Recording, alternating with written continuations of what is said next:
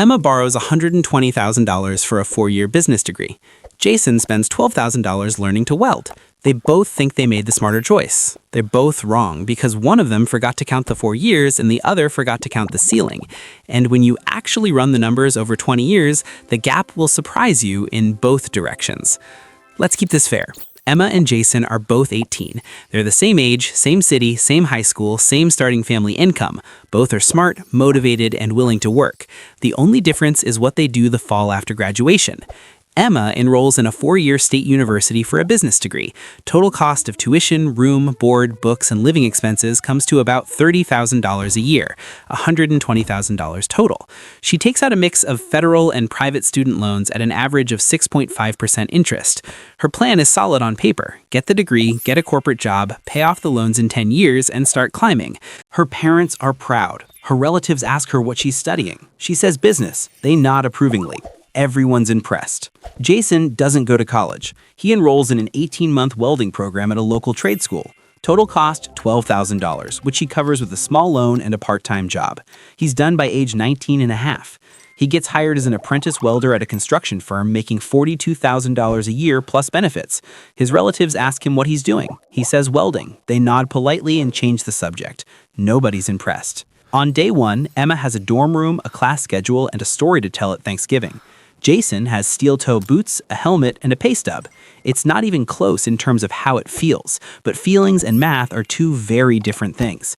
For the first few years, Emma is living the college dream. She's taking marketing classes, doing one summer internship, going to football games, building a resume. She's not earning any real money, but she's also not thinking about it. Her loans are in deferment. The $120,000 is an abstract number somewhere in the future. Everyone tells her this is an investment in herself. She believes them. She should. It's what everyone believes. Jason, meanwhile, is showing up to a job site at 6 a.m. and coming home covered in slag burns. Year 1 as an apprentice, he clears about $38,000 after taxes. He's living with a roommate, driving a 2012 pickup he paid cash for, and socking away $500 a month into an index fund his cousin told him about. He's not thinking about wealth. He's just not broke, which is new. By the end of year 2, he's getting raises. By age 21, Jason is a certified welder making $62,000 a year. He has zero debt, about $15,000 in savings, and a body that's starting to feel the job a little. Year 4, Emma graduates. She walks across a stage. Her parents cry. She posts the photo. She gets a job as a marketing coordinator in the city, paying $52,000 a year. She's thrilled. She's also now carrying $135,000 in student loans because interest accrued during school, and she's about to start making payments of roughly $1,500 a month on a 10-year plan. She moves to a mid-sized city where the job is. Rent in a shared apartment is $1,400 a month. Her car is a used sedan on a 3-year loan. Her take-home after taxes and loans is roughly $2,400 a month. That has to cover rent, food, utilities, transportation, and everything else. She's not saving a dollar. She tells herself it's temporary. Jason, at age 22, is where Emma is just starting, except he's been earning for 4 years. He's now making $68,000 as a certified welder with overtime. He has $45,000 in savings, a fully paid-off truck, and he just made a $20,000 down payment on a starter home in a cheaper part of town. His mortgage is $1,100 a month, which is less than Emma's rent. He's contributing $800 a month to a retirement account. He has zero debt besides the mortgage. He's 22 years old. Here's what most people get wrong about this comparison. They look at Emma's eventual salary ceiling and assume the degree wins over the long run. They look at Jason's early advantage and assume the trade wins. Both are lazy. The real math is more interesting than either story. By year 7, Emma is 25. She's gotten promoted to marketing manager. Her salary is now $72,000, but her lifestyle has inflated with it. She moved to a nicer apartment, $2,100 a month. She bought a newer car on a 6-year loan. She's been making her student loan payments on time, and her balance is down to about $98,000. Her savings account has maybe $4,000 in it. Her retirement contributions started 2 years ago at 3% of her salary, and that account has about $7,000 in it. She feels like she's doing well because she makes $72,000. She's not doing well. She's just expensive. Jason, at 25, is making $82,000 as a lead welder, sometimes clearing $95,000 with overtime. He's been contributing to his retirement account for 6 years. That account now has roughly $65,000 in it. His equity between paydown and appreciation is around $45,000. He bought a second vehicle, a used work van, because he's thinking about starting a side business. He still has zero consumer debt. His total net worth at 25 is somewhere around $110,000 to $130,000. Emma's total net worth at 25 is negative $90,000. That's not a typo. She owes more than she owns. This is the part the viral videos don't show you. It's not that Emma's degree was a scam, it's that compounding doesn't care about your feelings or your credentials. Jason has been earning, saving, and investing for 7 years. Emma has been accumulating debt for 7 years. Even if Emma eventually out-earns Jason, she's starting the actual wealth-building race with a 100-point deficit and a ball and chain attached. By year 12, they're both 30. Emma is now a senior marketing manager making $95,000. Her student loans are down to $42,000. She finally has $18,000 in savings and $28,000 in her 401k. She's thinking about buying her first home, but down payments in her city are brutal. She's stressed. She's also finally earning enough to feel like her degree paid off. It kind of did. It also kind of didn't. Jason, at 30, made a big decision 2 years ago. He started his own welding business. The first year was rough. His income dropped to $55,000 while he bought equipment, licensed the business, and lined up contracts. Year 2, he cleared $110,000. Year 3, with 2 employees under him, he cleared $160,000. He paid off his first house and bought a second one as a rental. His net worth at 30 is around $320,000 and climbing fast. But here's the thing. Jason also slipped a disc in his back last year lifting a steel beam. He's fine now, but he's realizing his body is a business asset with a depreciation curve that's hard to predict. He's starting to build his company so he can eventually stop welding himself. That pivot costs money, time, and stress that Emma will never experience. This is the part that changes the math dramatically and that nobody talks about. The trade path has an income ceiling unless you become an owner. A welder who stays a welder will probably peak around $90,000 to $110,000 in most markets. A welder who owns a welding company can clear $300,000, $500,000, $1 million. Same is true for electricians, plumbers, HVAC techs, and general contractors. The money in trades isn't in the trade. It's in owning the business that sells the trade. And becoming an owner is its own skill that has nothing to do with welding. Meanwhile, Emma's path has a different kind of ceiling. If she's good and lucky and makes the right moves, she can climb into director, VP, and executive roles where compensation is $200,000, $400,000, $700,000 with bonuses and equity. That's not a fantasy. That's a normal career trajectory in marketing, finance, tech, and consulting. The catch is that maybe 15% of people who start on the corporate ladder actually climb that high. The other 85% top out at $90,000 to $140,000 after 20 years and wonder why the math didn't work the way their professors promised. By year 17, they're both 35. Emma has been promoted to marketing director at a mid-sized company. Her salary is $135,000. Her student loans are finally paid off. She's been aggressively saving for 5 years. Her 401k has $110,000 in it. She owns a condo with about $80,000 in equity. Her total net worth is around $210,000. She's doing well by any normal standard.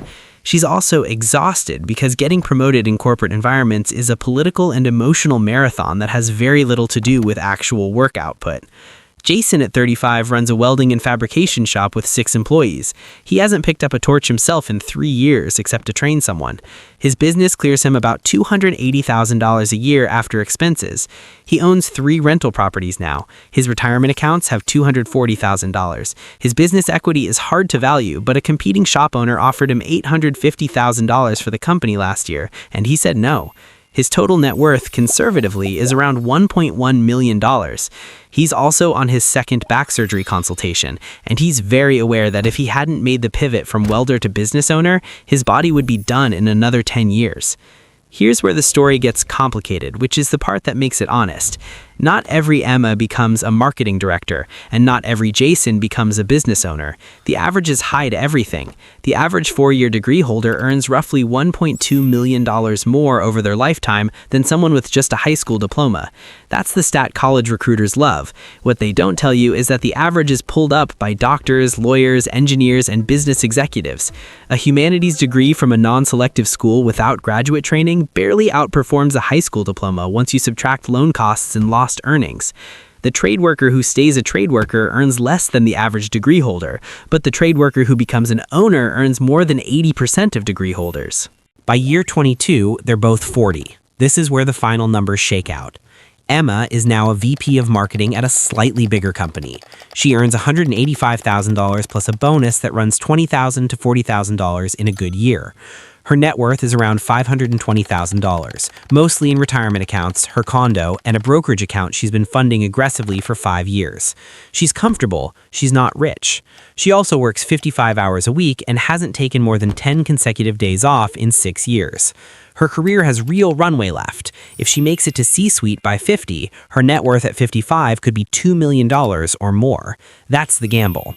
Jason, at 40, runs a business he built from nothing. He has 9 employees. His own salary plus distributions runs about $400,000 a year. His net worth is around $2.3 million between business equity, real estate, and retirement. He works 45 hours a week now, less during slow seasons. He's also starting to have conversations with his wife about what happens if his back gets worse.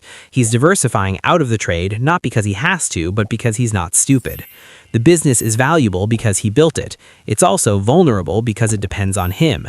If I only showed you the upside of the trade path, I'd be doing what every TikTok finance bro does. The trade path has brutal risks people love to gloss over. Physical wear is real and it's not abstract. Back injuries, knee injuries, lung damage from welding fumes, hearing loss, skin cancer from sun exposure on job sites. Roughly 40% of construction workers retire with a disability that affects their daily life. Regional dependency is also real. When the oil field crashes, when housing starts drop, when a single major employer leaves town, trade workers get hit first and hardest. Emma's marketing job can move with her. Jason's welding business is anchored to a geography. And not everyone has the temperament or capital to start a business. A trade worker who stays a trade worker will make a solid living, but they'll never see the numbers Jason is seeing at 40. The college path has real advantages that people on the trade worship side dismiss too quickly. Career longevity. Emma can work until 70 if she wants. Jason probably can't, at least not doing what he does. Portability. Emma can move to any city and find marketing work. Jason has to rebuild his client base if he leaves town. Cognitive scaling. White-collar work rewards experience and judgment in ways that physical work doesn't. The 55-year-old welder isn't faster than the 25-year-old welder. The 55-year-old marketing director is worth 4 times the 25-year-old marketing coordinator because compressed pattern recognition is a real asset in knowledge work. The trade path wins clearly in specific identifiable situations. If you have the temperament to eventually own a business, trades are one of the most reliable ways to build real wealth because the barrier to entry is low and the services can't be outsourced. If you're in a growing market with a shortage of skilled labor, the math is brutal in your favor. If you're willing to trade physical capital for financial capital in your 20s and 30s, you'll likely be ahead of your college-educated peers for at least the first 15 years, and possibly forever. The college path wins clearly in other situations. If you're going into medicine, law, engineering, or a specialized technical field where the degree is a legal requirement or a hard signal, the math works. If you're the kind of person who will actually climb into management and executive roles, the ceiling is meaningfully higher than anything a trade worker can reach without owning a business. If you value a career you can do into your 60s and 70s without your body being the limiting factor, the degree buys you longevity. The real trap isn't college, and it isn't the trades. The real trap is picking based on what your parents told you at 17, or what some guy on YouTube said, or what felt socially acceptable at your high school. Emma picked college because her family expected it. Jason picked welding because his uncle was a welder. Neither of them sat down at 18 and mapped out what the decision actually costs in dollars, in time, in body, in risk, in optionality. And most 18-year-olds don't, because 18-year-olds have no context for 20-year decisions. If Emma had chosen a cheaper school, taken on less debt, and picked a higher ROI major, her numbers at 40 would look very different. If Jason had stayed a welder and never made the pivot to ownership, his numbers at 40 would look very different too. The variance within each path is bigger than the difference between the paths. That's the sentence nobody puts on a thumbnail. And if you're wondering what happens when you do both, when you get a trade first and a degree later, or a degree first and a business second, that's a completely different conversation. And the math might change everything you think you know. But for now, the next time someone tells you college is a scam, or trades are the smart move, or a degree is the only path to real income, ask them one question. Did you include everything? Because the only answer that matters is the one that includes the 4 years, the debt, the interest, the lost earnings, the body, the ceiling, the optionality, the geography, and the 20% of each path that goes right versus the 80% that goes sideways. Everything else is a headline, and headlines don't pay tuition. They don't pay medical bills either.